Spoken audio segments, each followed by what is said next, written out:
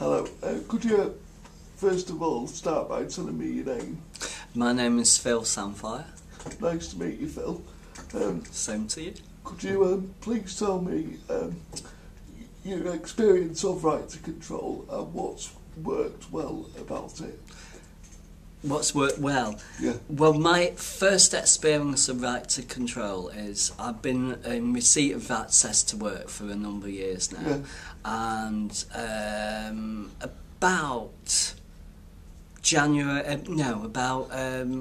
October last year, people started mentioning right to control to me. So, and access to work comes under the umbrella remit right to control. So that's my experience of right to control.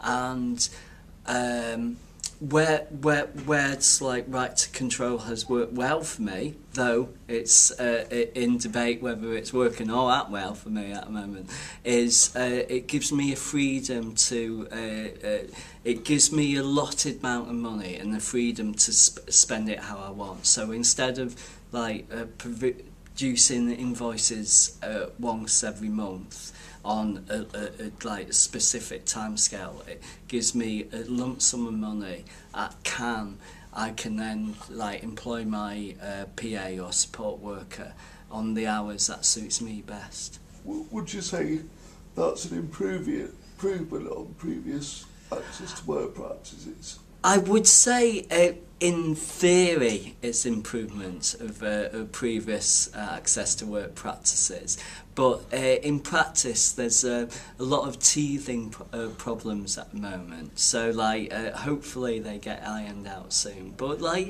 in the main, my experience is generally positive. Yeah. What would you like to see moving forward with the right to control? Have you got any suggestions? Well, access to work would be better if it was a bit more flexible, if they took into account people's changing work patterns, like I'm going to quite soon change my role, so I still work for the same organisation but a different role, so I'm going to have a conversation quite soon with my access to work worker and see if they can be more flexible about increasing my hours, not decreasing my hours, but increasing my hours. So I'm looking forward to that conversation. Well, right to control could in the main be more flexible, because at the moment I had a conversation only today.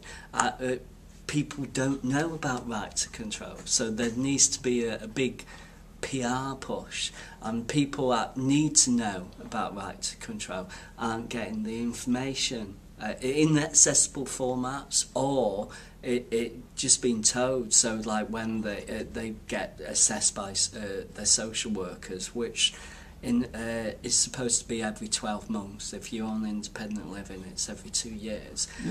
Independent living fund, I should say. They're not being told by social workers there's this new there's this new remit from the government and I've got to tell you about it. And the people don't know what benefits they're on or what they're entitled to in the main. So like I would like to see right to control be more proactive in spreading the word, as you would say. Thanks for that.